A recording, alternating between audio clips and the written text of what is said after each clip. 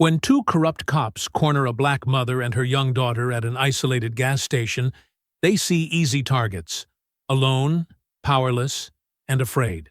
But as their threats escalate, a quiet man steps from the shadows, moving with calm and deadly confidence. He's not just a protective father, but something far more dangerous: a highly trained Delta Force commander. In an instant, the tables turn, and what seemed like routine harassment spirals into a high-stakes standoff. The officers refuse to lose face, sparking a ruthless hunt that could destroy an innocent family forever. But some secrets are explosive, and these officers picked the wrong fight. Before we go any further, comment where in the world you are watching from, and make sure to subscribe, because tomorrow's story is one you don't want to miss. The late summer sun painted the sky in brilliant shades of orange and pink as Marcus Johnson's SUV cruised down the highway. The warm evening air drifted through the partially opened windows, carrying with it the sweet scent of honeysuckle. In the rearview mirror, Marcus caught glimpses of his 8-year-old daughter, Zoe, her face glowing with joy as she hugged the stuffed bear her cousins had given her at the reunion. "That was the best family reunion ever," Zoe declared, bouncing slightly in her seat. "Did you see how high I went on the swing when Uncle James pushed me?" Ava turned in the passenger seat, her warm brown eyes crinkling at the corners as she smiled at their daughter. "I sure did, sweetie. I think you almost touched the clouds." Marcus reached over and squeezed his wife's hand, feeling the familiar comfort of her wedding ring against his palm. "Your mother nearly had a heart attack watching you go that high." "Did not," Ava protested, but her laugh gave her away. "Okay, maybe a little, but our girl's brave and strong, just like her daddy." The setting sun cast long shadows across the dashboard as Marcus noticed the fuel gauge dipping below a quarter tank. Up ahead, a small gas station's fluorescent lights flickered to life against the darkening sky. The sign advertised, "Last stop for 30 miles," in bold red letters. "Perfect timing," Marcus said, signaling to exit. "We should fill up and take a quick break before the final stretch home." The gas station was quiet, with only 2 other cars parked near the convenience store entrance. Marcus pulled up to a pump, the gravel crunching under their tires. The station's overhead lights cast harsh shadows across the concrete, creating pools of yellow light surrounded by growing darkness. "Bathroom break?" Ava asked, already knowing the answer as Zoe nodded eagerly. Marcus stepped out first, his military-trained eyes automatically scanning the surroundings, an instinct he'd never quite shed. The air had cooled considerably, and crickets chirped in the tall grass beyond the station's perimeter. He began filling the tank while Ava and Zoe headed toward the store's entrance. The peaceful evening shattered as a police cruiser suddenly roared into the lot, its tires squealing against the pavement. Marcus's spine stiffened, his hand instinctively moving toward his hip, where his service weapon would have been if he weren't on leave. The cruiser's aggressive entrance sent a jolt of adrenaline through his system. 2 officers emerged, their movements sharp and purposeful. The taller one, his nameplate reading Lewis, led the way, his hand resting casually on his holstered weapon. The shorter officer, Daniels, followed close behind, his face set in a grim expression that didn't match the quiet evening. Marcus watched in growing alarm as the officers intercepted Ava and Zoe before they could reach the store's entrance. Officer Lewis positioned himself directly in their path, his broad shoulders blocking their way. "Ma'am, we've received a report of shoplifting," Lewis announced, his voice carrying across the lot. "Need you to step over here." Ava's voice remained steady, though Marcus could hear the tension in it. "There must be some mistake. We just pulled in to use the restroom." "No mistake," Lewis growled, stepping closer. "Store owner's been watching you circle the lot, waiting for your chance." Marcus's jaw clenched as he watched Zoe shrink against her mother's side. His daughter's eyes were wide with fear, her new stuffed bear clutched tightly to her chest. "Sir, we literally just arrived," Ava stated firmly, her legal training evident in her measured tone. "You can check our GPS or ask my husband right there at the pump." Officer Lewis cut her off by roughly grabbing her arm, causing Zoe to cry out in surprise. "Listen here, we can do this the easy way or the hard way." "Mommy!" Zoe's voice trembled as Officer Daniels moved to block her from reaching for her mother. Marcus watched in horror as Lewis shoved Ava against the concrete wall, pressing his forearm across her shoulders. "Quit resisting!" "I'm not resisting!" Ava's voice cracked with a mix of fear and indignation. "You're hurting me!" Zoe's tears flowed freely now, her small body shaking as she called out, "Daddy! Daddy! Help!" Marcus's heart thundered in his chest as he watched this nightmare unfold. His years of military training screamed at him to neutralize the threat, but he forced himself to move with careful deliberation. One wrong move could make this situation infinitely worse. He stepped away from the pump, his movements measured and calm despite the rage building inside him. His voice, when it came, carried the full weight of his command experience, deep, authoritative, and controlled. "Officers!" he called out, walking steadily toward them. "I believe there's been a serious misunderstanding here."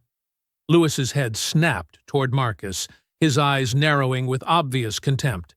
"Stay back! This is a police matter." The gas station's fluorescent lights buzzed overhead, casting harsh shadows across the scene. In the distance, a car horn honked, but the sound seemed to come from another world entirely. Right here, right now, time had slowed to a crawl, as Marcus watched his wife pressed against the wall and his daughter trembling in fear. The fluorescent lights cast stark shadows as Officer Lewis lunged for Ava again, his fingers curling into a cruel grip. Marcus's voice cut through the night air like a blade. "Back! Off!" Each word carried the weight of command, of countless missions where lives hung in the balance. Officer Daniels spun toward Marcus, face twisted with misplaced authority. His hands shot out, connecting with Marcus's chest in a hard shove. The impact barely moved Marcus, but it ignited something deep within him. Years of training, of precise violence held carefully in check. Time seemed to slow. Marcus registered everything with crystal clarity. The slight widening of Daniels's eyes as he realized his mistake, the way Lewis's hand moved toward his belt, Ava's sharp intake of breath, and Zoe's quiet whimper. Marcus moved like flowing water. Daniels threw a clumsy punch that Marcus blocked with his forearm, deflecting the force harmlessly aside. In the same fluid motion, he caught Daniels's extended arm, his fingers finding pressure points with surgical precision. A quick twist, and Daniels's arm was locked behind his back. Marcus drove his knee forward, forcing the officer down onto the concrete. The gas station's harsh lighting caught the metal of Lewis's extending baton. The weapon made a sharp clicking sound as it locked into place, but Lewis never got the chance to use it. Marcus released Daniels with a warning squeeze and pivoted, his hand snaking out to catch Lewis's wrist. A sharp twist, a precise application of pressure, and the baton clattered to the ground, skittering across the concrete. "Marcus!" Ava's voice carried equal measures of relief and warning. Zoe's scream pierced the night air, the sound driving into Marcus's heart like a physical pain. He turned, chest heaving, adrenaline singing through his veins. His eyes were wild, but his mind remained razor-sharp. Years of training took over. Assess, control, de-escalate. Marcus raised his hands slowly, deliberately. Not in surrender, but in a display of absolute control. His movements were precise as he reached into his jacket, every motion telegraphed to avoid escalation. The Delta Force commander identification caught the fluorescent light as he withdrew it. "You just assaulted a decorated special operations officer," Marcus stated, his voice dropping to a deadly quiet that carried more weight than any shout. "You want to explain that to your captain?" The silence that followed was absolute. Even the crickets seemed to hold their breath. Officer Lewis stood frozen, blood trickling from his split lip where he'd caught himself on the fall. Daniels remained on the ground, one hand rubbing his twisted shoulder, pain etched across his face. The officers stared at Marcus, their earlier bravado evaporating like morning dew. They didn't even glance at the identification he held out. They didn't need to. The way Marcus had moved told them everything they needed to know about who and what they were dealing with. Officer Lewis swallowed hard, his Adam's apple bobbing visibly. "There's been a misunderstanding," he mumbled, the words barely audible over the soft hum of the gas station's lights. Marcus didn't respond. He didn't need to. Instead, he turned to his family, wrapping one arm protectively around Ava's shoulders while shielding Zoe with his body. Ava clutched his arm, her fingers trembling slightly against his sleeve. Her breath came in short, controlled bursts, the lawyer in her already cataloging everything that had happened, every violation of procedure and civil rights. Zoe pressed her face into her mother's coat, her small shoulders shaking with quiet sobs. Her stuffed bear hung limply from one hand, nearly dragging on the ground. Marcus wanted to sweep her up, to hold her close and promise that everything would be okay. But he knew they needed to leave first. Get to safety. Process later. They walked back to their SUV in tight formation, Marcus constantly aware of the officers' positions behind them. He helped Zoe into her seat first, then Ava, before moving to the driver's side.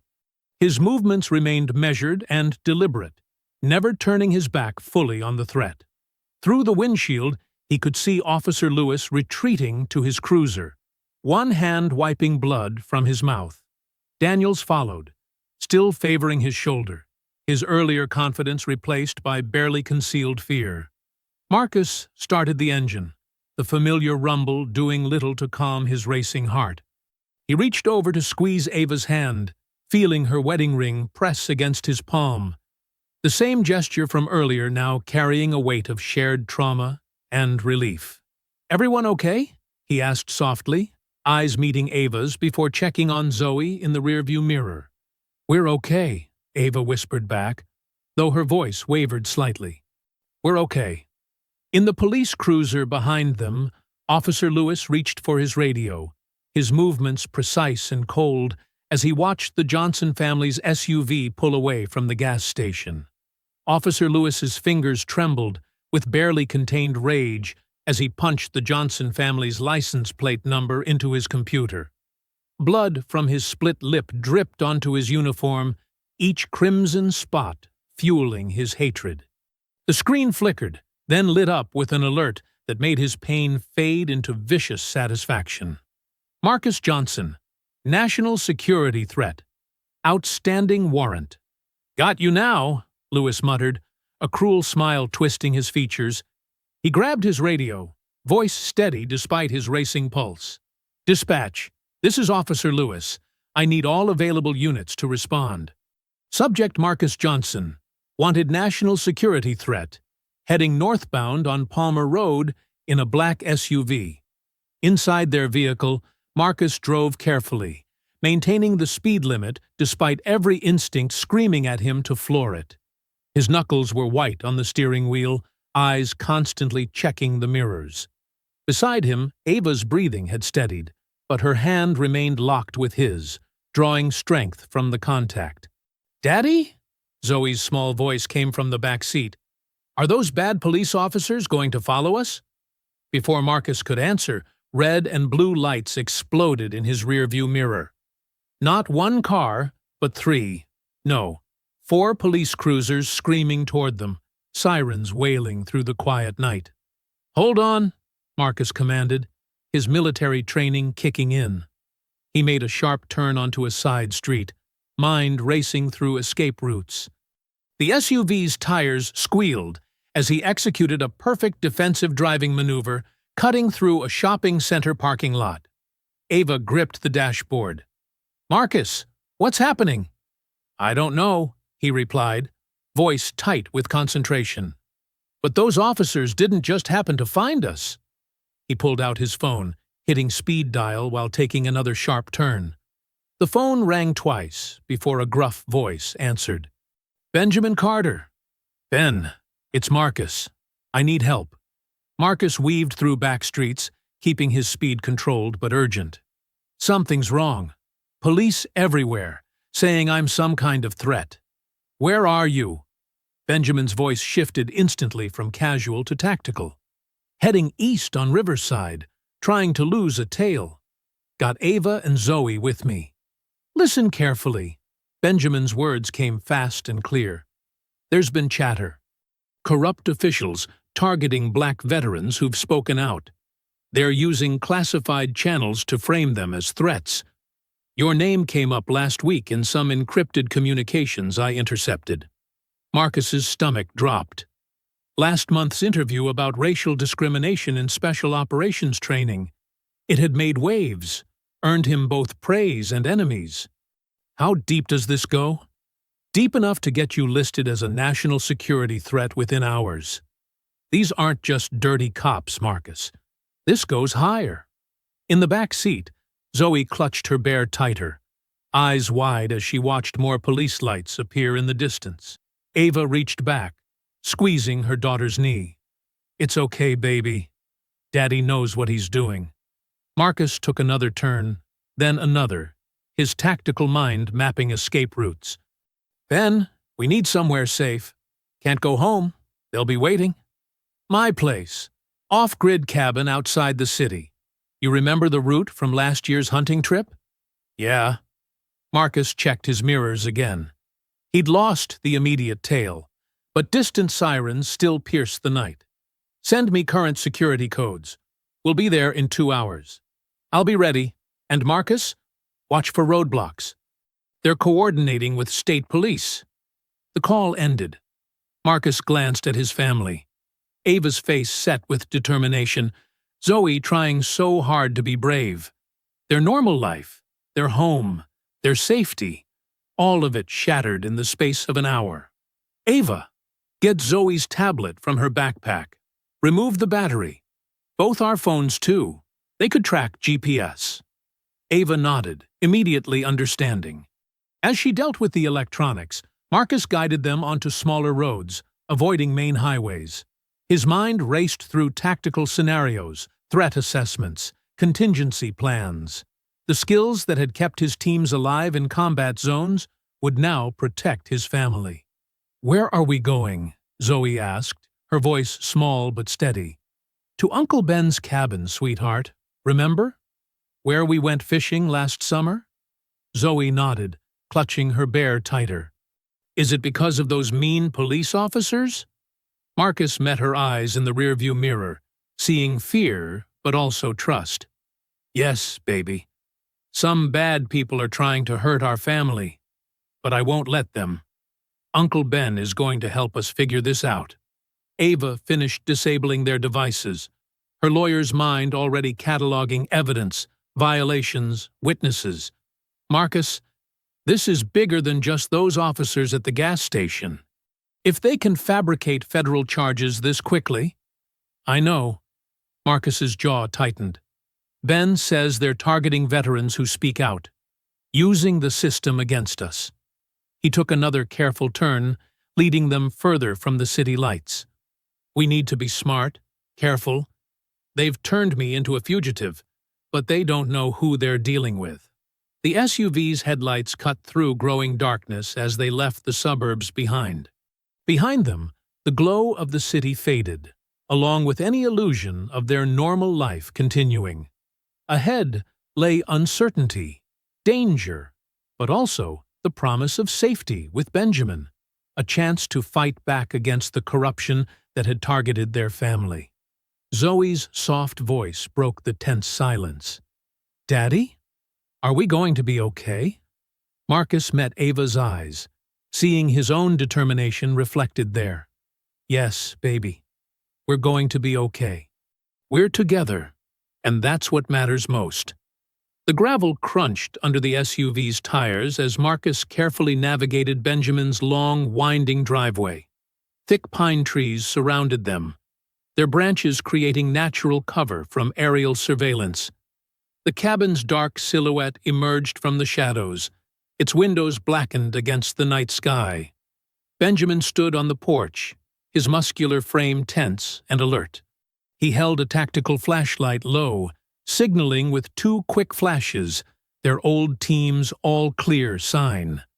Marcus responded with a single headlight flash before killing the engine. "Inside, quickly," Benjamin directed, his voice barely above a whisper. He scanned the tree line as the family hurried up the wooden steps, Zoe clutching her bear tightly against her chest. The cabin's interior was spartanly furnished, but secure. Heavy curtains blocked the windows, and multiple security monitors displayed feeds from hidden cameras around the property. A police scanner hummed quietly in the corner, monitoring local frequencies. "Satellite internet's up," Benjamin reported, leading them to a small office area. "Encrypted connection. They can't trace it here." He pulled out a chair for Ava, who immediately sat down at the computer. Marcus placed a gentle hand on Zoe's shoulder. "Sweetheart, why don't you rest on the couch? It's been a long night." "I'm not tired, Daddy," Zoe protested, though her eyes were heavy. "I want to help." Ava turned from the computer screen. "Baby, the best way you can help is to get some sleep. We need you strong for tomorrow." Benjamin grabbed a soft blanket from a nearby chest. "Here, kiddo. This is my lucky blanket from when I was in the service. It'll keep you safe." Zoe accepted the blanket, wrapping it around herself as she curled up on the worn leather couch. Despite her determination to stay awake, exhaustion soon pulled her into sleep. "Look at this," Ava called softly, her fingers flying across the keyboard. "They've created an entire false history. According to these records, Marcus has been under investigation for months." Her voice trembled with anger. "They've fabricated evidence, backdated documents, created fake witness statements." Marcus leaned over her shoulder, studying the screen. "How did they do this so fast?" "They didn't," Benjamin growled. "This was planned. They were waiting for an opportunity." He pulled up another window, displaying encrypted communications he'd intercepted. "See these dates? They've been building this case for weeks, maybe months. The gas station incident just gave them an excuse to activate it." Ava's legal training kicked in as she took notes. This is sloppy work if you know where to look. Inconsistent dates, contradictory statements. They rushed it. She highlighted several passages. "These allegations don't even make sense. They claim you're involved in anti-government activities, but the timeline conflicts with your documented deployments. They're counting on fear and prejudice," Marcus said grimly. "A black veteran labeled as a security threat? Most people won't look past the headlines." Benjamin pulled up more files. "They're specifically targeting veterans who've spoken out about discrimination. 3 cases in the last month alone. All black officers, all with spotless records, all suddenly labeled as threats after making public statements." Ava's fingers paused over the keyboard. "We need to document everything. Build our own case." She opened a secure email client. "I have contacts at the ACLU, journalists who've covered similar cases. We need to get ahead of their narrative." "Carefully," Marcus warned. "They'll be monitoring all official channels." A soft whimper from the couch drew their attention. Zoe stirred in her sleep, her face troubled. Ava moved to comfort her daughter, stroking her hair until she settled back into peaceful slumber. "She's so brave," Benjamin observed quietly. "Like her parents." Marcus watched his daughter, his expression hardening. "We need to end this quickly, for her sake. She shouldn't have to live in fear." Ava returned to the computer, her determination renewed. "I'm drafting emergency motions, preparing for multiple jurisdictions. They'll try to keep this in friendly courts, but we can fight venue. Benjamin's phone buzzed. A secure line, known only to trusted contacts. His expression darkened as he read the message. "Marcus, we've got trouble. My contact at the NSA just warned me. They're activating surveillance satellites for this region starting tomorrow morning." "How wide a search area?" Marcus asked, immediately shifting into tactical assessment. 50-mile radius, centered on your last known location. Benjamin pulled up a map. "They're serious about finding you." Ava looked up sharply. "Can they track us here?" "Not yet," Benjamin replied. "The tree cover helps, and I've got signal scramblers active. But once they start running infrared scans—" He shook his head. "We can't risk staying more than a day." Marcus nodded, already formulating plans. "We need to move before dawn. Somewhere they won't expect." He studied the map, tracing potential routes with his finger. "I have a contact," Ava offered. "A civil rights attorney in another state. She has experience hiding witnesses from corrupt officials. If we can reach her—" Benjamin's security system chimed softly. Motion detected at the property's perimeter. They froze, watching as a deer wandered across one of the camera feeds. The tension in the room remained. "Whatever we do," Marcus said quietly, watching his sleeping daughter, "we do it smart. We're not just running. We're going to fight back. Clear my name. Expose everyone involved in this." Dawn crept over Benjamin's property, painting the pine trees in soft golden light. Inside the cabin, Marcus methodically packed a black duffel bag with essential supplies. His movements were quick but precise, each item carefully chosen for their escape. "Extra magazines, first aid kit, emergency rations," he muttered, checking off a mental list. Beside him, Ava stuffed clothes and toiletries into a backpack, her hands trembling slightly, but her face set with determination. Benjamin entered from his surveillance room, his expression grim. "Patrol cars spotted on Route 16. They're setting up a search grid." He handed Marcus a burner phone. "Untraceable. I've programmed emergency contacts." Zoe sat cross-legged on the couch, still wrapped in Benjamin's lucky blanket. She watched her parents with wide, worried eyes. "Are the bad police coming here?" Ava paused her packing, kneeling beside her daughter. "We're leaving before they get close, baby. Remember how Daddy always wins at hide-and-seek? That's what we're going to do." Marcus checked his watch. 5 minutes. "Ben, you know what to do after we're gone?" Benjamin nodded.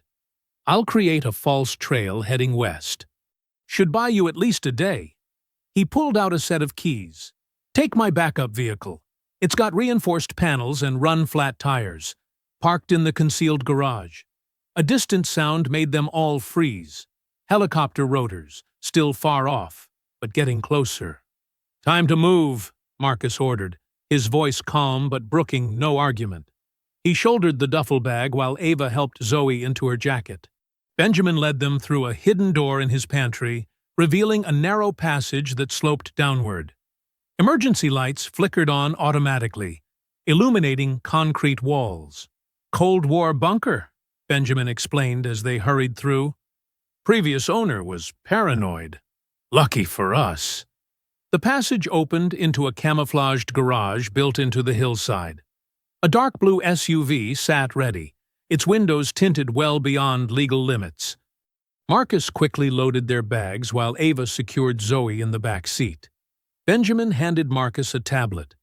"Satellite tracking data. Updates every 30 seconds. Watch for their search patterns."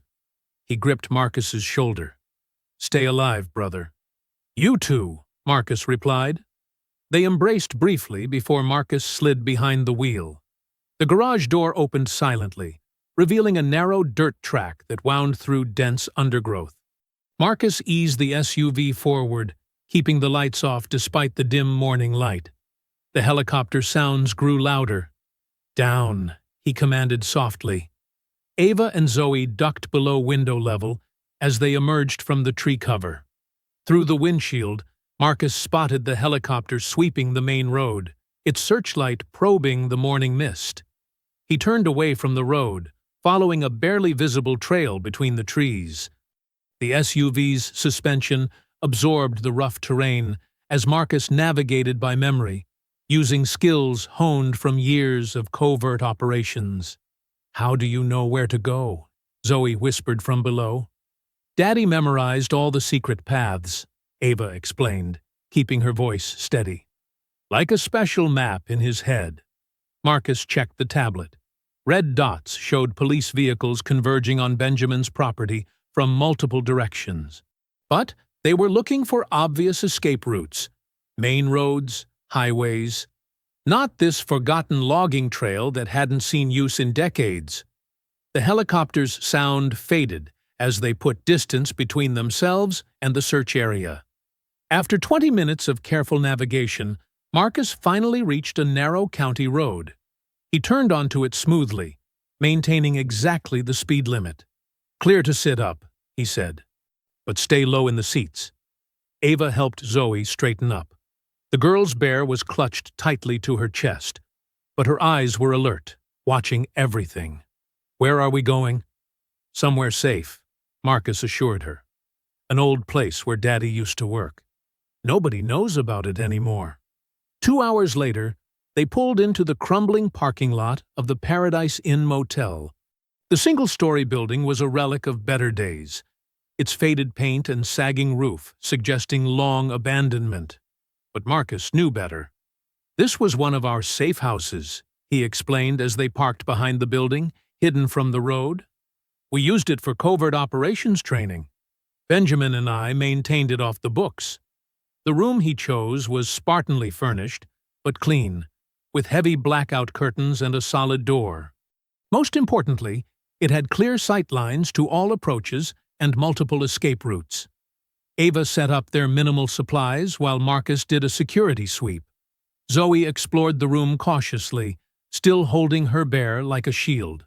"Look what I found, baby," Ava called, pulling out a deck of cards from her bag. "Want to play Go Fish?"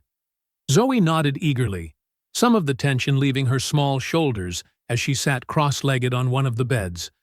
Marcus watched them begin their game, his heart aching at this attempt at normalcy in their desperate situation. He turned to the tablet, studying police movements and news reports. They'd successfully evaded the initial dragnet, but he knew this was just the beginning. They needed to gather evidence, expose the truth, clear his name. But first, they needed to survive. Marcus pulled out the burner phone, composing a secure message to Benjamin. "Package delivered safe. Begin countermeasures." He deleted the message immediately after sending it, then resumed his vigilant watch over his family. Late afternoon sun slanted through gaps in the blackout curtains, casting thin strips of light across the motel room's worn carpet. Marcus moved methodically along the perimeter of the building, checking entry points and potential vulnerabilities. His trained eyes scanned the tree line bordering the property, looking for any sign of movement or surveillance. Inside room 114, Ava sat cross-legged on one of the twin beds, her laptop balanced on her knees. The weak motel Wi-Fi, routed through multiple security protocols Benjamin had set up, crawled at a frustrating pace. But she pressed on, diving deep into various veterans forums and social media groups. "Marcus," she called softly as he re-entered the room. "You need to see this." He locked the door behind him and moved to sit beside her. The laptop screen showed a series of posts from different military veterans, all sharing disturbingly similar stories. "Look at the pattern," Ava said, scrolling through the posts.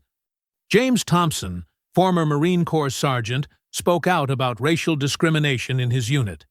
2 weeks later, arrested on fabricated weapons charges. Charles Wilson, retired Air Force captain, organized a protest against police brutality. Suddenly found himself accused of selling military secrets. Marcus leaned closer, his jaw tightening. All black veterans, all vocal about systemic racism. And all charges mysteriously disappeared after they agreed to stop their activism, Ava added, her voice thick with disgust. The posts get deleted quickly, but I found archived versions. Someone's trying to silence these men. Zoe sat at the small table by the window, carefully staying away from the gaps in the curtains as her parents had instructed. She held her phone up, recording herself as she often did when traveling. "Dear Diary," she whispered, "we're staying at a really old motel today. Mommy and Daddy say we're on a special adventure." Marcus pulled out the tablet Benjamin had given them, cross-referencing dates and locations. "Officer Lewis's name keeps coming up in the regional reports. He's been transferred between 3 different departments in 2 years, always following complaints of excessive force against minorities." "That's not all," Ava said, opening another window. "Look at his military police record. He served at bases where some of these targeted veterans were stationed. The connections are there, just buried deep." Marcus nodded grimly. "He's not working alone. This level of coordination, the speed of the warrant against me, it takes a network. A network designed to intimidate black service members who speak up," Ava finished, "using the system against those who challenge it." By the window, Zoe continued her quiet narration. "The motel has these really thick curtains, and Daddy says they're special because they keep us safe. Oh, there's another car driving really slow outside, just like the black one from before." Marcus and Ava exchanged worried glances, their research momentarily forgotten. "Zoe, honey," Ava called softly, "come away from the window." "But I'm making my video diary," Zoe protested mildly, still recording. "I want to remember everything about our adventure." Marcus moved silently to the window, carefully peering through a tiny gap in the curtains. A dark sedan crept past the motel for the 3rd time in an hour. Different vehicle, same suspicious behavior. "Keep recording if you want, sweetheart," he said, maintaining a calm tone while positioning himself between Zoe and the window. "But let's move to the other bed, okay? Better lighting there." Ava continued her research while Marcus guided Zoe to a safer position. Her fingers flew across the keyboard, following digital breadcrumbs. These veterans, they're not just random targets. Each one had influence, followers. Their voices mattered. "Like Daddy?" Zoe asked, still holding her phone up. "He always stands up to bullies." "That's right, baby," Ava smiled sadly. "Just like Daddy." Marcus checked his burner phone, reading an encrypted message from Benjamin. "Local police channels are quiet," he reported. "Too quiet. They're using private frequencies now." "They're getting closer to connecting the dots," Ava said, her voice tight with worry. "Each victim's story adds another piece to the puzzle. Officer Lewis isn't just a racist cop. He's their enforcer, their weapon against anyone who threatens to expose the truth." Zoe panned her phone around the room, capturing her parents' intense focus, without fully understanding its significance. "Mommy's super smart," she narrated quietly. "She's finding out why the mean police officers are after us. And Daddy's keeping watch, just like he does when we play hide-and-seek." Through the window, another unfamiliar vehicle rolled past, its tinted windows concealing its occupants. Zoe's phone captured its slow progress in the background of her video, though she remained oblivious to its significance. "What do you see out there, baby?" Ava asked carefully, trying to gauge how much Zoe had noticed. "Just some cars," Zoe replied, still recording. "They keep driving around and around, like they're lost or something. Maybe they can't find the right motel room either." Marcus and Ava shared another concerned look. Their daughter's innocent observation confirmed their fears. They were being hunted. The net was closing in, and their temporary haven wouldn't stay secret much longer. In her ongoing recording, Zoe captured it all. Her mother's determined research, her father's vigilant protection, and the increasingly frequent pass-bys of suspicious vehicles. Her simple diary entry was becoming crucial evidence, though none of them realized it yet. Marcus stood at the motel window, his trained eyes scanning the darkness. The parking lot's single flickering lamp cast strange shadows across the cracked asphalt. Something wasn't right. Years of combat experience had honed his instincts to razor sharpness, and right now, every nerve in his body screamed danger.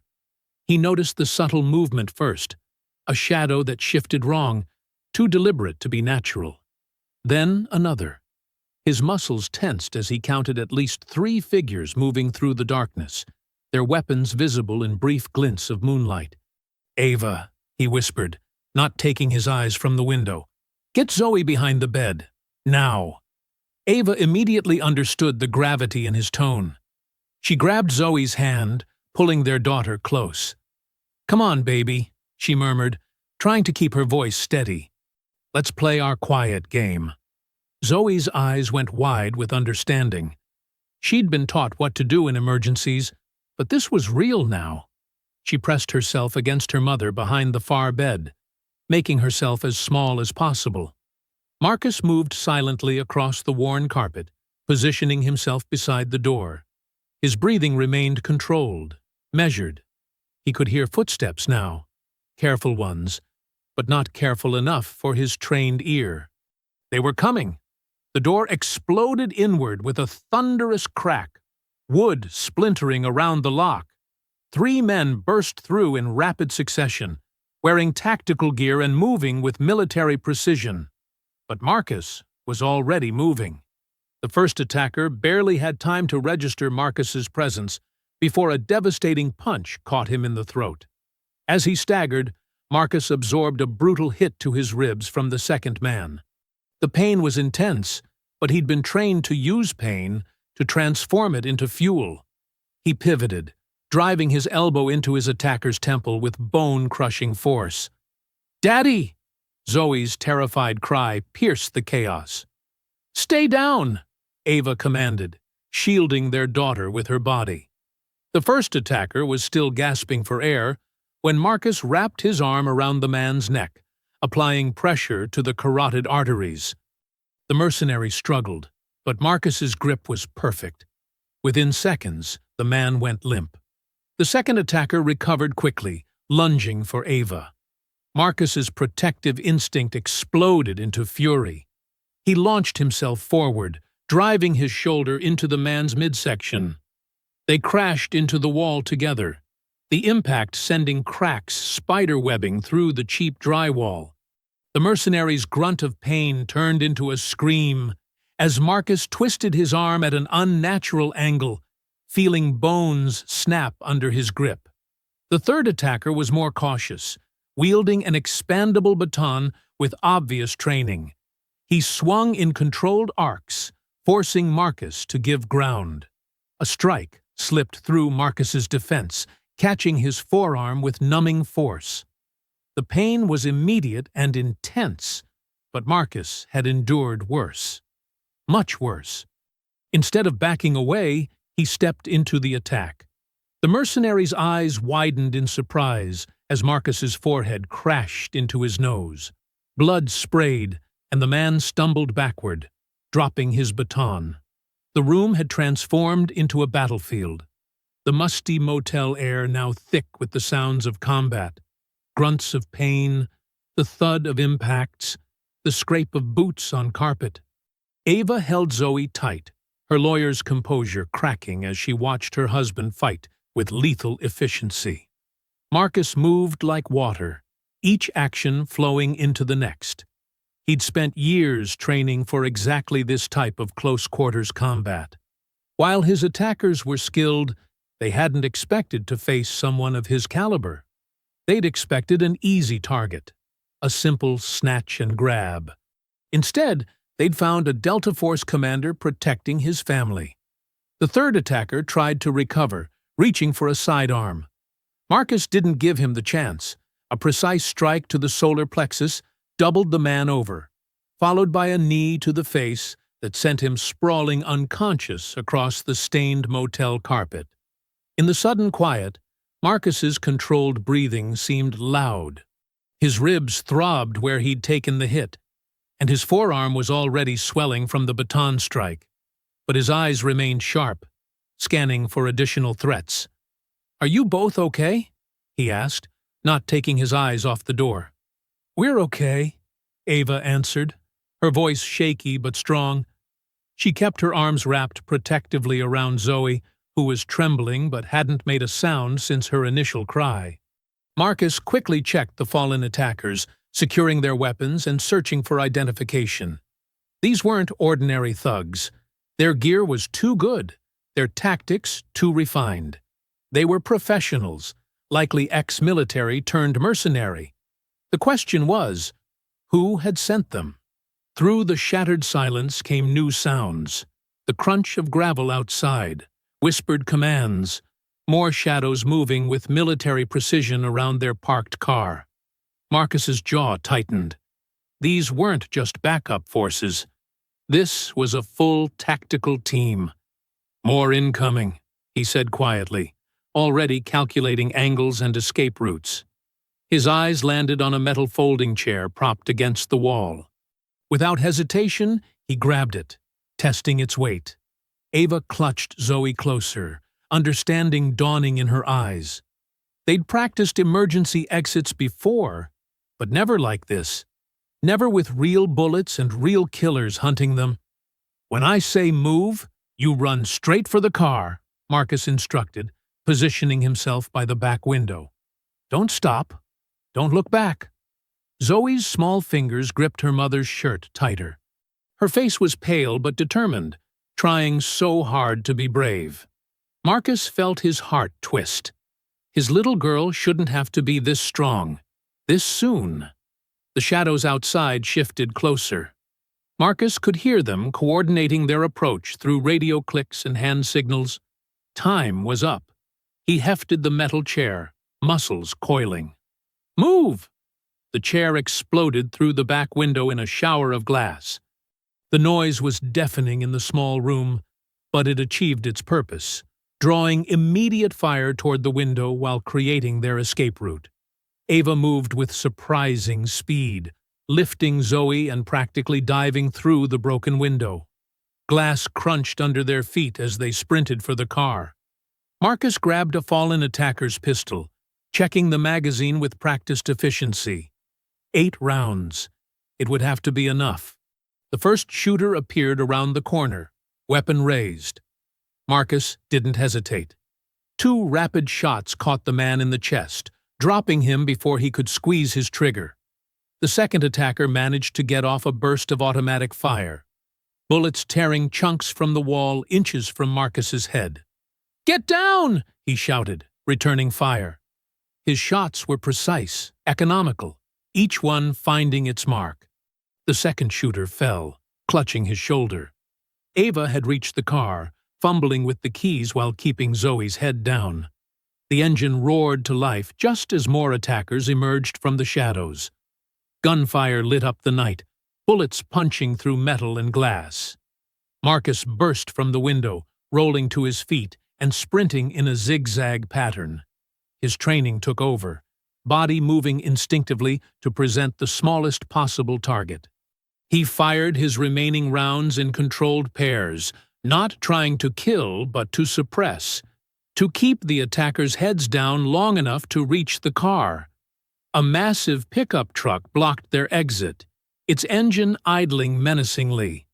Marcus threw himself into the driver's seat, slamming the car into reverse before he'd even fully closed the door. "Hold on!" The car lurched backward, tires screaming. The impact with the fence was jarring, metal shrieking against metal. But the old fence gave way, creating just enough space to squeeze through. A dark figure suddenly appeared on their hood, face masked, weapon raised. Marcus didn't think. He stomped the accelerator. The car shot forward, and their attacker was thrown clear, tumbling across the pavement like a rag doll. More bullets found them as they fled, shattering the back window and punching through the trunk. Zoe whimpered, pressed flat against the floor with Ava shielding her. Marcus drove erratically, making them a harder target while scanning for pursuit. "Anyone hurt?" he demanded, taking a hard turn onto a dark side street. "We're okay," Ava answered, her voice steady despite the terror evident in her eyes. "Zoe's scared, but not injured." "I'm being brave, Daddy," Zoe's small voice came from below. "You're doing great, baby," Marcus assured her, checking the rearview mirror for the 100th time. "Just stay down a little longer." They drove through the night, taking back roads and switching directions randomly to shake any pursuit. Marcus's knuckles were white on the steering wheel, every sense hyper-alert for danger. His ribs screamed with each breath, and dried blood had crusted along his forearm, but he couldn't afford to focus on the pain. Not yet. After what felt like hours, they finally pulled up to an abandoned farmhouse Benjamin had told him about. An old safe house from his Delta Force days. The structure looked ready to collapse, paint peeling from weathered boards. But it would have to do. They practically fell through the door, exhaustion finally catching up with them. Ava's designer blouse was torn and stained with dirt and blood. Zoe's face was streaked with tears, her small body trembling. Marcus's own injuries throbbed mercilessly, but he forced himself to check every room, every window, securing their temporary refuge. Only then did he allow himself to sink down against a wall, drawing his family close. Outside, the horizon was beginning to lighten with the first hints of dawn. Marcus's eyes remained sharp, scanning the tree line, the empty fields, searching for any sign of movement. The first rays of morning light crept through the farmhouse's dusty windows. Marcus sat at a rickety table, his burner phone pressed to his ear. His voice was low, careful not to wake Ava and Zoe, who had finally fallen into an exhausted sleep in the next room. "They came at us with military precision, Benjamin. These weren't just cops," Marcus explained, rubbing his tired eyes. "Someone's bankrolling a private tactical team." "I've been digging since you called," Benjamin's gravelly voice came through. "Lewis has connections to a security contractor called Blackstone Solutions. They're officially licensed for corporate security, but word is they do off-the-books work for corrupt officials." Marcus leaned forward, interest piqued. "Any paper trail?" "Better.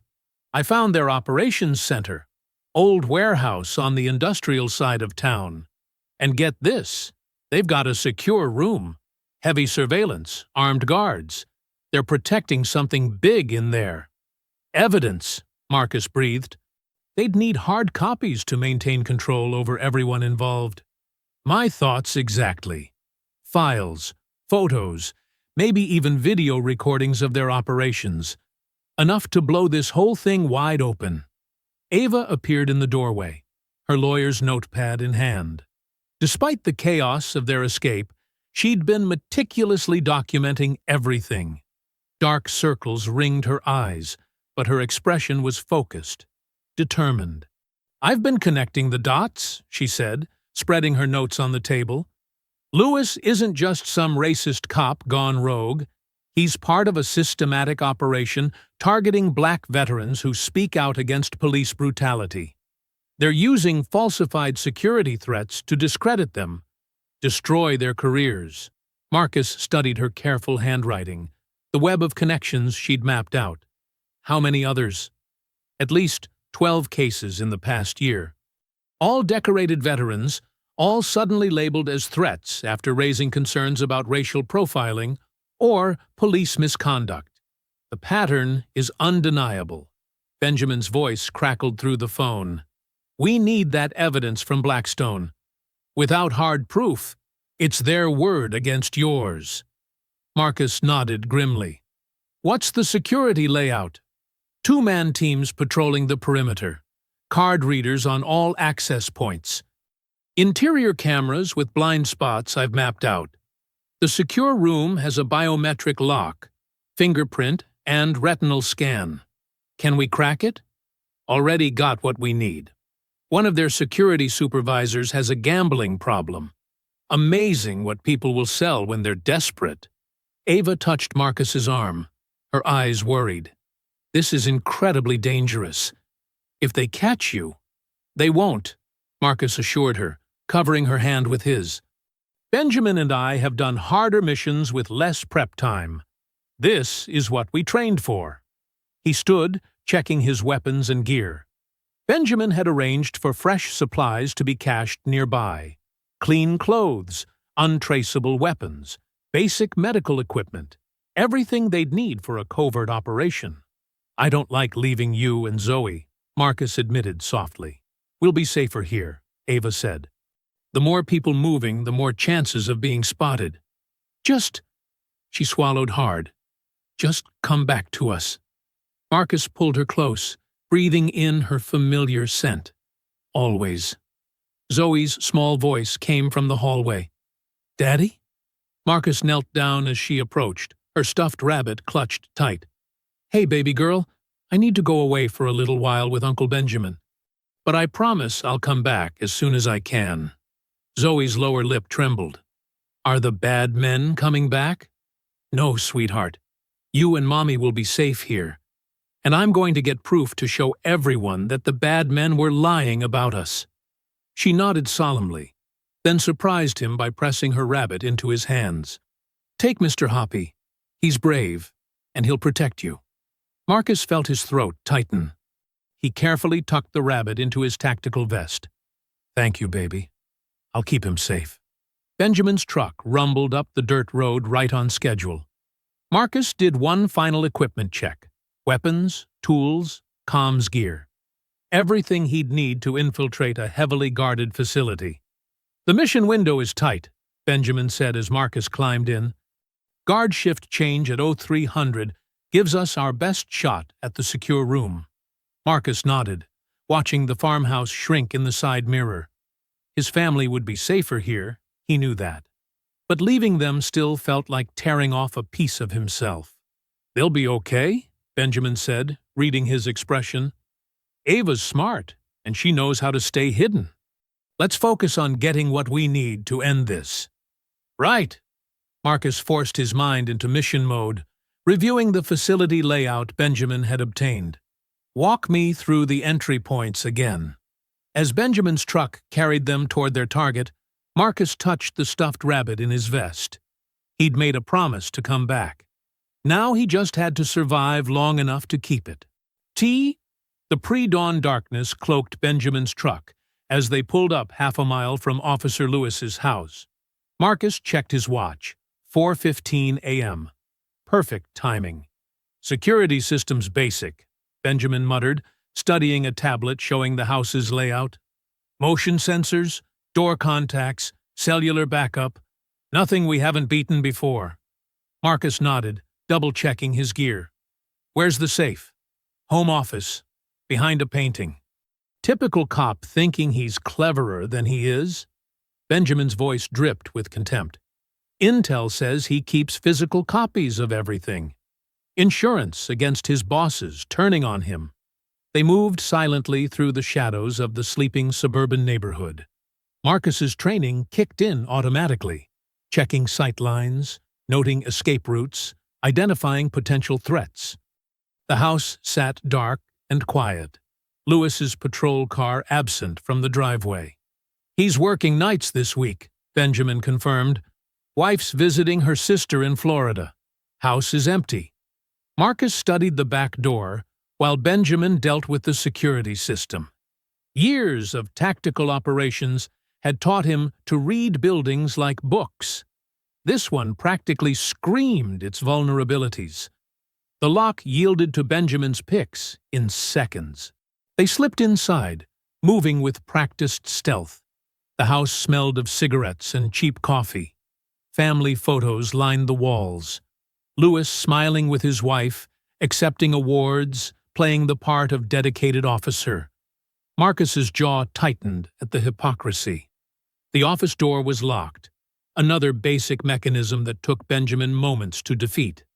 Inside, the expected painting hung on the wall, a generic landscape hiding a wall safe. Amateur hour, Benjamin whispered, setting to work on the safe's digital keypad. He actually used his badge number as the code. The safe swung open with a soft click. Marcus's trained eyes quickly scanned the contents: files, USB drives, photographs. He carefully removed everything, checking each item. "Got it," he breathed, holding up a thick folder. Inside were detailed records of the operation targeting black veterans. Names, dates, falsified evidence, payment records, everything they needed. A car door slammed outside. Both men froze. Benjamin checked his tablet. Patrol car just pulled up. Lewis wasn't supposed to be off for another hour. Marcus's mind raced through options. Time to go loud? Not yet. Back door's still clear. If we... Heavy footsteps on the front porch, keys jingling.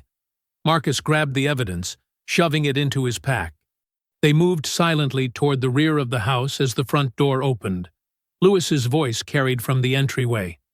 "Yeah, something triggered the system alert. Probably just a glitch, but I'm checking it out." He was on the phone. "Good." Distracted.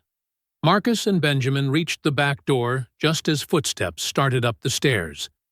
They slipped outside into the pre-dawn gloom.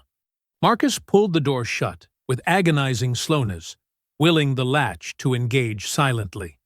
A shout from inside. "Someone's been here! Call it in!" They ran. Not toward Benjamin's truck. Too obvious. Instead, they cut through backyards, vaulting fences with practiced ease. Behind them, Lewis's voice rose in rage, calling for backup. Sirens wailed in the distance. Marcus's lungs burned as they sprinted through a drainage ditch, staying low. The evidence felt heavy in his pack, but he'd die before letting it go. "This way," Benjamin hissed, leading them through a gap in a wooden fence. They emerged onto a quiet street where a battered delivery van sat idling. "Backup vehicle," Benjamin explained as they piled in. "They'll be looking for my truck." Marcus caught his breath as Benjamin drove casually away from the scene. No pursuit yet. The sirens were converging on Lewis's house, but they were already outside the perimeter. "That was too close," Marcus said, checking the contents of his pack. Everything was there. Detailed records of Lewis's corruption, proof of the conspiracy against black veterans, financial documents showing who was really pulling the strings. "But worth it," Benjamin replied, eyes scanning for tails as he took a circuitous route back toward the farmhouse. "This is everything we need. Names, dates, bank records, the whole operation exposed." Marcus studied a particularly damning document, a memo outlining the criteria for targeting veterans who spoke out.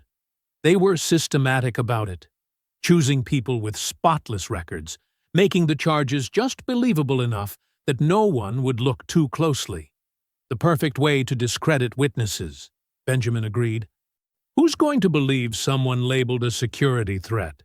They didn't count on one of their targets having Delta Force training and friends in interesting places." Benjamin smiled grimly. Their mistake. The sky was lightening toward dawn as they approached the farmhouse. Marcus's heart lifted at the sight. Ava and Zoe were waiting inside. Soon, this would all be over. He checked his pack one more time, feeling the weight of the evidence. Proof of corruption, of systematic racism, of abuse of power. Everything they needed to expose the truth and clear his name. "Ready to take this public?" Benjamin asked, as they pulled up to the farmhouse. Marcus nodded, already thinking about how to release the information for maximum impact. Time to show everyone exactly who the real threats to security are. The midday sun streamed through the farmhouse windows as Marcus and Ava huddled around a laptop. Their hands trembled with a mixture of exhaustion and anticipation. Zoe sat cross-legged on a worn couch nearby, clutching her favorite stuffed animal. "The live stream is ready," Ava announced, her legal training evident in her composed voice, despite her racing heart. "Once we do this, there's no going back." Marcus spread the documents across the kitchen table, arranging them for maximum visibility. "These people tried to destroy our lives. Time to show the world who they really are." Benjamin stood guard by the window, scanning the surroundings. "Signal strong. We're good to go." Ava's fingers flew across the keyboard, connecting to multiple social media platforms simultaneously. Years of civil rights cases had taught her how to make evidence go viral. Starting in 3, 2, 1. The red recording light blinked on. Ava's face filled the screen, her expression both determined and dignified. "My name is Ava Johnson. I'm a civil rights attorney, and what I'm about to show you exposes a systematic campaign of corruption within our local law enforcement." Marcus stepped into frame, his military bearing evident even in civilian clothes. "I'm Commander Marcus Johnson, Delta Force. These officials falsely labeled me a security threat because I spoke out against racism in law enforcement. But they didn't expect me to fight back. They took turns presenting the evidence, document by document. Bank statements showing bribes, internal memos detailing the targeting of black veterans, lists of falsified charges, photos linking Officer Lewis to known corrupt officials. Comments and shares exploded across platforms. News organizations began picking up the feed. Hashtags trended. The truth was spreading like wildfire. "Look at this," Benjamin called from the window. "People are already gathering downtown. Protests are starting." Zoe bounced excitedly on the couch. "We did it! The bad guys can't hide anymore." Ava's eyes welled with tears as supportive messages flooded the chat. People are listening. They're finally seeing the truth. Marcus moved to hug his family, relief washing over him. It's almost over. Once this evidence reaches the federal... The windows exploded inward. Flash-bang grenades detonated, filling the room with blinding light and deafening sound. Smoke poured through the broken windows. Shouts and heavy boots thundered from all directions. "Zoe!" Ava screamed, lunging for their daughter through the chaos. Armed officers in tactical gear swarmed the room. Marcus's combat training kicked in. He grabbed Ava, pulling her behind the kitchen counter as bullets sprayed overhead. Benjamin returned fire from near the window, creating cover. "The laptop!" Ava cried. "The evidence!" "Already uploaded," Benjamin shouted back. "Can't stop it now." Through the smoke and confusion, Marcus caught glimpses of dark figures moving tactically through the house. His trained eye recognized the formation. This wasn't a normal police raid. These were Lewis's corrupt special response team. "Zoe!" Ava's voice cracked with desperation. "Where's Zoe?" A cruel laugh cut through the chaos. The smoke began to clear, revealing Officer Lewis standing in the doorway. He held Zoe roughly by the arm, pressing a gun to her head. "Looking for something?" Lewis sneered. The room froze. Marcus's heart stopped at the sight of his daughter, tears streaming down her face. "Daddy!" Zoe whimpered. "Let her go," Marcus growled, every muscle in his body coiled to strike. "She's just a child." "A child?" Lewis pressed the gun harder against Zoe's temple, making her whimper. "No, she's leverage. Did you really think you could expose us without consequences?" Ava gripped Marcus's arm, her nails digging into his skin. "Please," she begged, "don't hurt her." "That depends entirely on you," Lewis said. "The evidence. Delete it. All of it. Now!" "It's too late," Benjamin called from his position. "It's already viral. The whole world knows." "Then the whole world can watch what happens next." Lewis backed toward the door, dragging Zoe with him. "Follow us. Try to stop us. Make any move I don't like. She dies." "Mommy!" Zoe cried out. "Daddy!" Marcus took half a step forward, but Lewis jammed the gun harder against Zoe's head. Ha. Stay right there, Commander." "That's an order." Ava sobbed, her legs giving out. Marcus caught her, holding her up as their daughter was dragged away. "You can't do this," Benjamin shouted. "There are lines even corrupt cops don't cross." "I'm way past caring about lines," Lewis snarled. "You brought this on yourselves. Should have kept your mouths shut. They could only watch helplessly as Lewis backed out of the house, using Zoe as a shield. Other officers covered his retreat, weapons trained on the family. "Say goodbye to Mommy and Daddy," Lewis taunted. "Please," Zoe sobbed. "I want to stay with Mommy and Daddy." The sound of vehicles roaring to life outside, tires squealing on gravel. Then silence. Devastating, horrible silence. Ava collapsed completely, wailing in anguish. Marcus held her, his own tears falling freely now. Their moment of triumph had turned to ash in their mouths. "We'll find her," Marcus whispered fiercely. "Whatever it takes. We'll get her back." But Ava just sobbed harder, clinging to him as if he was the only solid thing left in a world spinning out of control. Their daughter was gone, taken by a monster with a badge. And for the first time in his military career, Marcus felt utterly helpless. The farmhouse fell into a heavy silence, broken only by Ava's muffled sobs. Marcus held her tightly, his military training warring with his parental instincts. Every fiber of his being screamed to chase after Lewis, but he knew that would only endanger Zoe further. "We need to focus," Marcus said firmly, though his voice trembled. "Right now, this second." Ava pulled back, wiping her eyes with shaking hands. Years of handling crisis situations in courtrooms kicked in, helping her push through the panic. "You're right. We have to think clearly." Benjamin secured the perimeter, checking for any remaining threats. "Area's clear. They're gone. But they left us alive for a reason.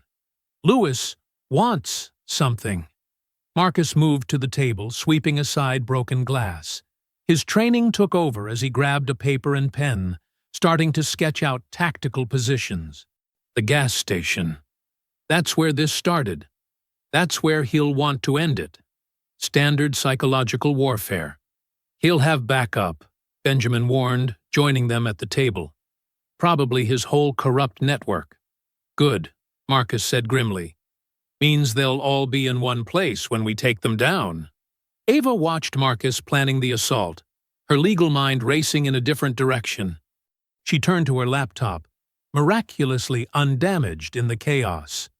"Wait, we need insurance first." Her fingers flew across the keyboard as she accessed their collected evidence. All the footage we gathered, the documents, the recordings, everything that proves their corruption. "We can use it." Marcus looked up from his tactical planning. "How?" "We already broadcast it." "Not everything," Ava said, pulling up files. "We held back the worst evidence as backup. The recordings of Lewis discussing bribes, security footage of him organizing hits on other black veterans, financial records showing millions in illegal payments." She worked quickly, organizing the files into a secure folder. "If we send this to the right people with a deadline, Lewis won't dare harm Zoe. He'll know his entire life will be destroyed if anything happens to us." Benjamin nodded approvingly. Mutually assured destruction. Smart. Ava's legal experience guided her as she created a distribution list. FBI special agents she'd worked with on civil rights cases, investigative reporters who'd broken similar stories, congressional representatives known for fighting police corruption. 1 hour, she said, typing rapidly. "If we don't check in, everything goes public. No way to stop it." Marcus watched his wife work, pride mixing with his fear. "Lewis won't know exactly what evidence we have. He'll have to assume the worst." "Exactly," Ava said, adding final recipients. "He's arrogant, but he's not stupid. He won't risk total exposure." She attached a simple message. "If we don't call within 1 hour, release everything." Her finger hovered over the send button for just a moment before pressing it decisively. "Done," she announced. "Now we have leverage too." Marcus returned to his tactical planning with renewed focus. "We'll need to approach carefully. I know that gas station's layout. 3 potential sniper positions, multiple escape routes. We can't bring weapons," Ava reminded him. He'll be watching for that. I am a weapon, Marcus said quietly. 20 years of Delta Force training. I don't need guns to end this. Benjamin checked his watch. Timer's running. We need to move. Ava gathered her phone and a small recorder, tools of her legal trade that could prove vital. Marcus did a final check of the farmhouse, his tactical mind noting everything they might need. Ready? He asked Ava. She squared her shoulders, drawing on the same strength that had carried her through countless civil rights battles. Ready! They moved toward the door together, each step heavy with purpose. The sun was setting now, casting long shadows across the farmhouse floor. In less than an hour, this would end, one way or another. Zoe's strong, Ava said suddenly, pausing at the threshold. She's smart, like you. She'll keep her head clear. Marcus squeezed her hand. She's brave, like you. She knows we're coming for her. Benjamin watched them from the window, standing guard one last time. Go get your daughter. I'll monitor the evidence deadlines from here. 1 hour. They stepped outside, the cooling evening air carrying the weight of their mission. Their car waited, untouched in the chaos of the raid. Marcus opened Ava's door first, ever the protector even now. We've faced corrupt systems before, Ava said as she got in courtrooms, in combat zones. Marcus started the engine, his expression set with grim determination. This time it's personal. They took our daughter. The car pulled away from the farmhouse, carrying them toward their final confrontation. Their evidence insurance was in place, a digital sword hanging over their enemies' heads. Now, they just had to survive long enough to use it. The gas station waited ahead, the place where their nightmare had begun. This time, they weren't innocent victims caught off guard. This time, they were prepared. This time, they had a plan. The evening shadows stretched across the empty gas station as Marcus and Ava's car rolled silently into position. The fluorescent lights buzzed overhead, casting harsh pools of light that created deep pockets of darkness between them. Marcus's trained eyes methodically scanned every corner, every potential hiding spot. There, by pump number 3, stood Officer Lewis. His uniform was crisp, his stance rigid with false authority. Zoe stood in front of him, her small frame tense but unbroken. Marcus's heart clenched at the sight of fear in her eyes, but pride swelled when he saw her chin lifted defiantly, just like her mother's. Stay calm, Marcus whispered to Ava as they stepped out of the car. Remember the plan. Ava's fingers brushed against his arm, a gesture of unity and strength. They moved forward together, their footsteps echoing in the empty lot. Marcus kept his movements deliberately slow, non-threatening, though every muscle in his body screamed to rush forward and snatch his daughter to safety. They stopped 20 feet away. The distance felt like miles to Marcus, but his Delta Force training held firm. Too close, and Lewis might panic. Too far, and they'd lose psychological advantage. "Let Zoe go, Lewis," Marcus called out, his voice carrying the weight of command without aggression. "Your fight is with me." Lewis's smirk twisted his face into something ugly. His fingers dug visibly into Zoe's shoulder, making Marcus's jaw clench. "You lost your bargaining power when you went rogue, Commander. I'm holding all the cards here." Ava stepped forward, her courtroom confidence evident in every movement. Her voice cut through the tension like a blade. "You're wrong. Your corruption's already exposed. Right now, every move you make determines how many years you spend in prison." The smirk faltered for just a moment before Lewis recovered. "You think threats scare me?" His grip on Zoe tightened further, making her wince. Marcus watched his daughter's face, saw her fighting to stay brave. He channeled his rage into focused calm. "No threats," he said evenly. "A choice. You release Zoe unharmed, and we hand you enough of a head start to run. Or you lose everything, right here, right now." Suspicion clouded Lewis's features. "And why would I trust you?" Marcus caught Ava's eye. The slight nod was barely perceptible, but he saw it. While Lewis focused on Marcus, Ava's hand slipped into her pocket. Her fingers found the small remote Marcus had given her earlier when they'd prepared the area. The click was inaudible, but the effects were immediate. Lewis's radio sputtered and died, along with every other communication device in range. The officer's hand flew to his belt, fumbling with the dead equipment. "What did you do?" Panic cracked through Lewis's authoritative facade. His eyes darted around the station, searching for backup that wouldn't come. Marcus advanced slowly, his movements precise and measured. "We took away your backup. You're isolated, Lewis." "No one's coming." Fear finally broke through Lewis's arrogance.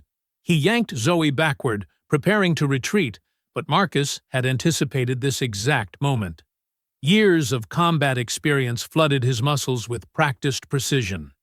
Marcus moved like liquid shadow, closing the distance before Lewis could properly react. His first strike targeted Lewis's wrist, breaking the grip on Zoe. The second movement swept Zoe safely aside, where Ava rushed forward to grab her. Lewis threw a wild punch, but Marcus deflected it easily. Each of Marcus's counterstrikes was calculated, designed to disable without causing permanent damage. A precise hit to the solar plexus, a swift sweep of the legs, an expert grapple that brought Lewis face down onto the concrete. The sound of handcuffs clicking shut, Lewis's own cuffs, echoed in the quiet night. Lewis struggled briefly before slumping in defeat, his knees scraping against the rough pavement. Marcus stood over him, every inch the Delta Force commander. Ava held Zoe close, their daughter finally safe in her mother's arms. Moving closer to the defeated officer, Marcus bent down, his voice carrying steel and certainty. "Every piece of evidence, every name involved, it's all in the hands of people you can't control. You never held the cards, Lewis." "We did." Lewis's head dropped, the full weight of his situation crushing his remaining bravado. The corrupt officer's shoulders sagged as the truth sank in. His reign of terror was over, brought down by the very family he'd tried to destroy. Red and blue lights flooded the gas station as FBI vehicles swarmed the area. Special Agent Sarah Chen stepped out of the lead vehicle, her badge gleaming under the fluorescent lights. Behind her, a tactical team moved with practiced efficiency, securing the perimeter. "Commander Johnson," Agent Chen called out, her voice carrying both authority and respect. "We received your evidence transmission. Everything checks out." Marcus kept one foot firmly planted near Lewis, who remained handcuffed on the ground. "Took you long enough," he said. But there was no bitterness in his voice, only relief. Ava held Zoe close as more agents approached, their weapons lowered. The little girl watched with wide eyes as Lewis was hauled to his feet by 2 FBI agents. Officer Daniels, who had been caught trying to flee the scene earlier, was already being led to a transport vehicle. "We've been tracking this corruption network for months," Agent Chen explained, approaching the family. "Your evidence was the final piece we needed. The timestamps, the doctored documents, the recorded conversations, it's all rock solid." News vans began arriving, their bright lights cutting through the darkness. Reporters spilled out, cameras rolling, capturing the moment justice finally caught up with Officer Lewis. The corrupt officer's face twisted with rage as he was led past the media gauntlet. "You can't do this to me," Lewis shouted, struggling against his restraints. "I have rights." "Yes, you do." Ava stepped forward, her voice carrying the weight of legal authority. "The same rights you denied countless others. The same justice system you corrupted will now hold you accountable." More vehicles arrived. State police, internal affairs, even the FBI director's representative. The gas station transformed into a hub of law enforcement activity, all centered around the Johnson family's vindication. Benjamin Carter appeared from the shadows, nodding respectfully to Marcus before speaking with Agent Chen. He'd been monitoring the perimeter, ensuring no one from Lewis's network could interfere. Now he helped agents identify key players in the corruption scheme. Local community leaders began gathering at the edges of the police tape, drawn by social media alerts about the confrontation.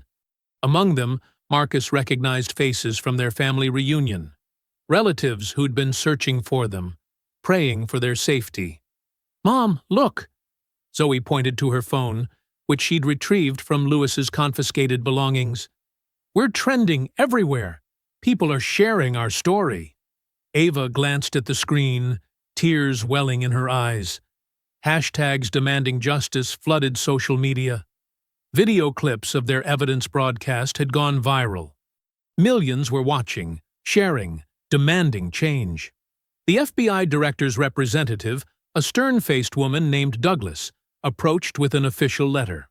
"Commander Johnson, on behalf of the Bureau and the Department of Justice, I want to formally acknowledge the grave injustice done to you and your family." Marcus accepted the letter, his hand steady.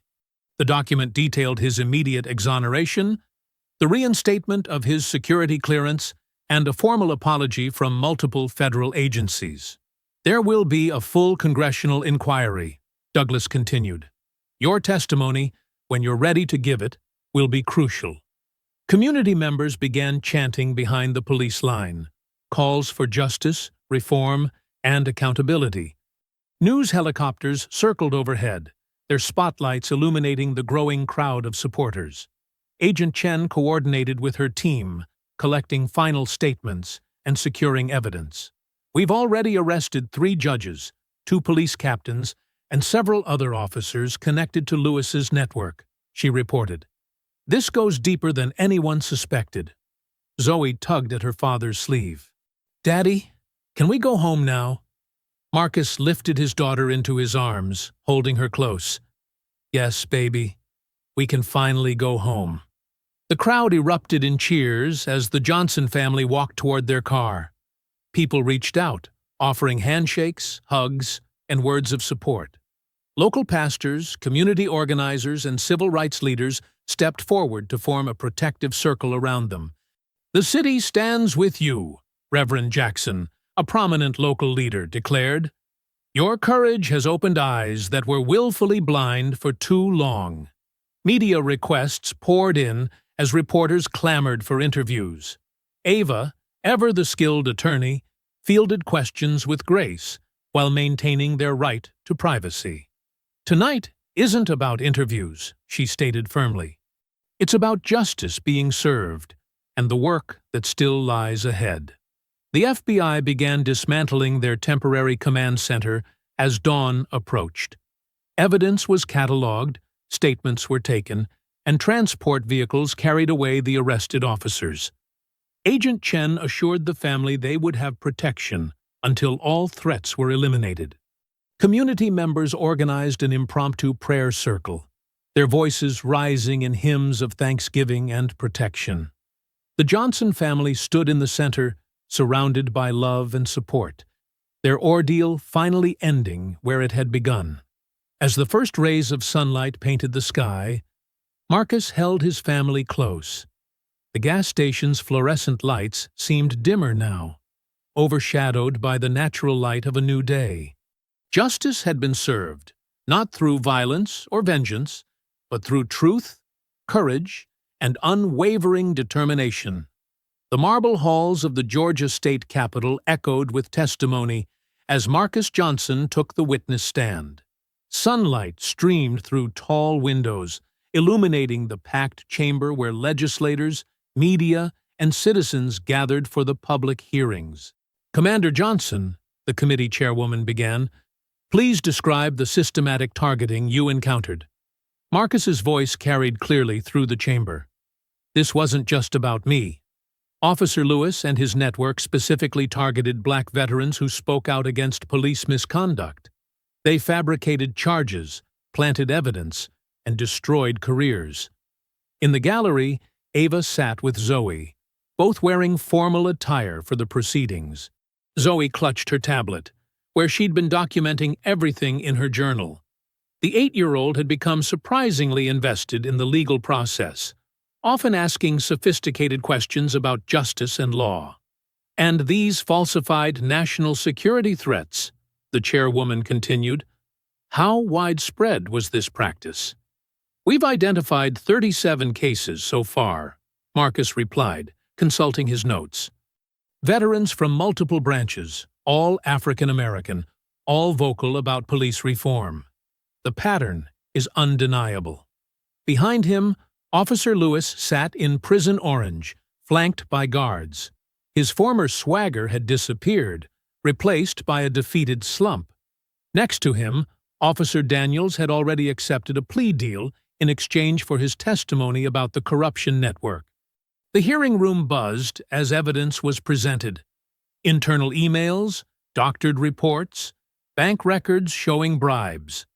Agent Chen testified about the FBI's investigation, revealing connections to judges, prosecutors, and police leadership across 3 states. This conspiracy reached the highest levels, Agent Chen explained, pointing to a complex organizational chart.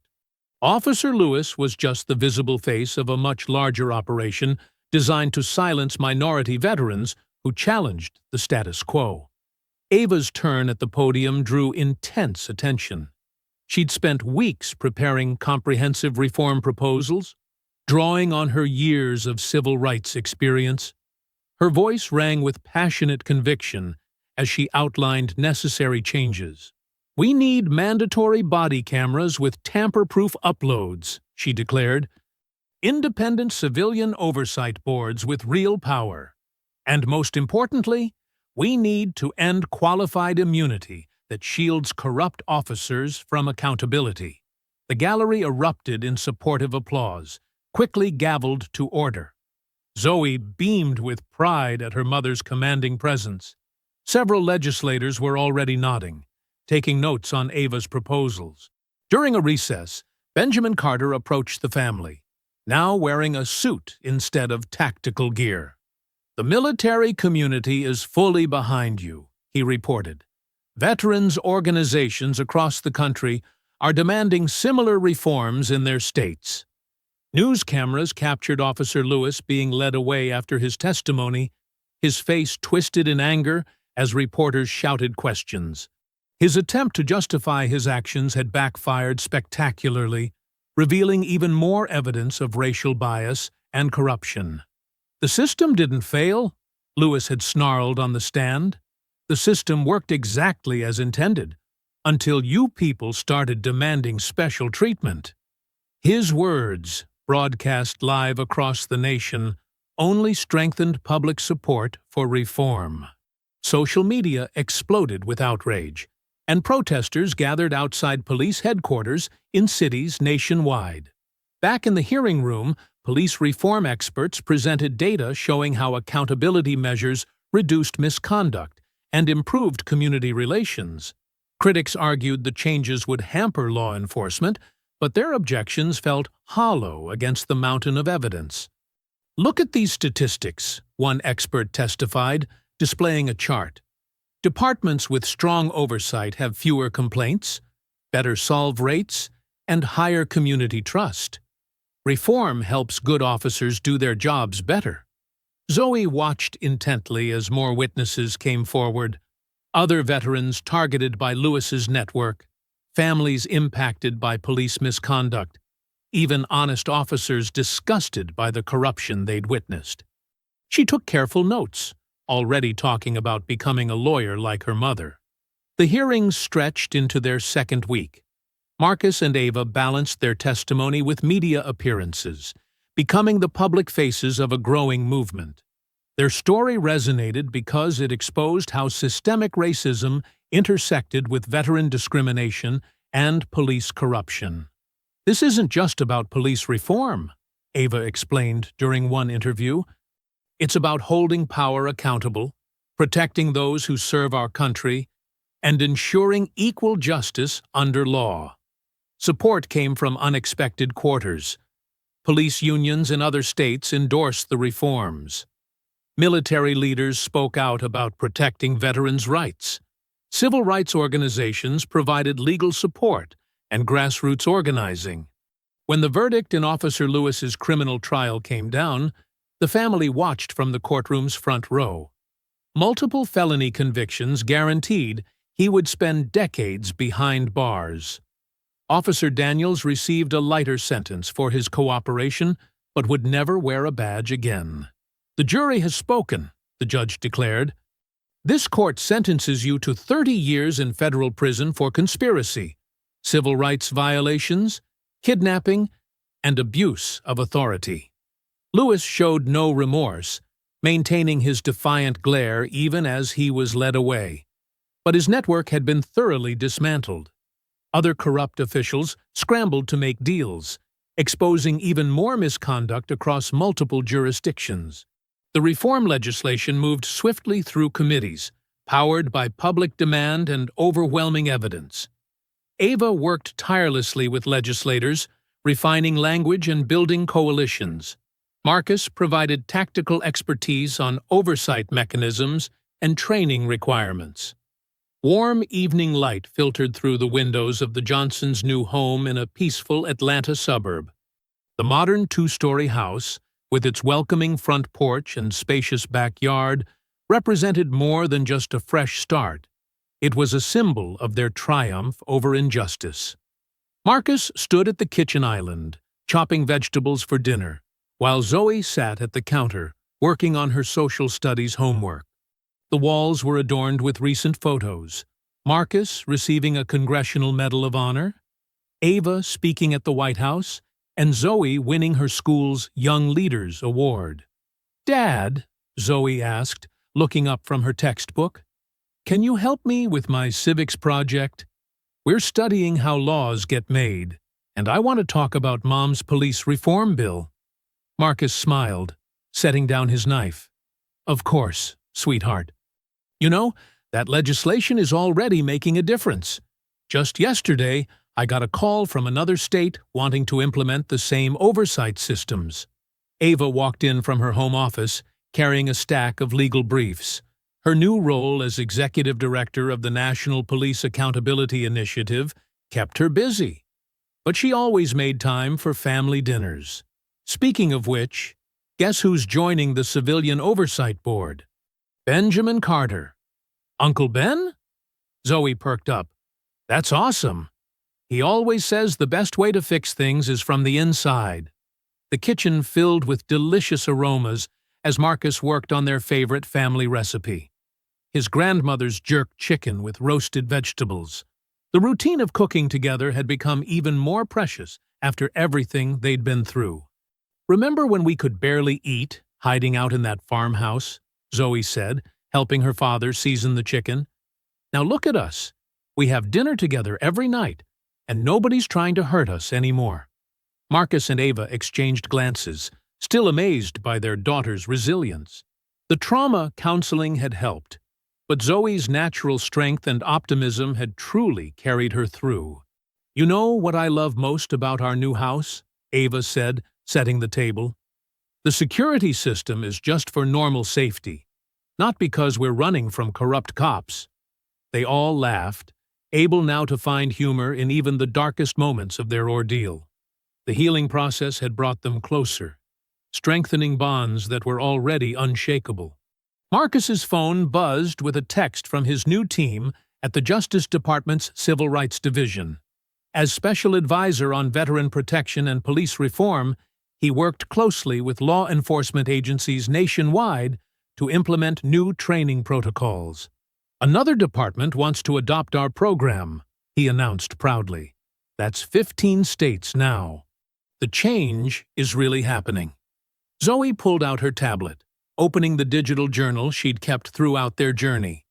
She'd recently started turning it into a book with help from her parents.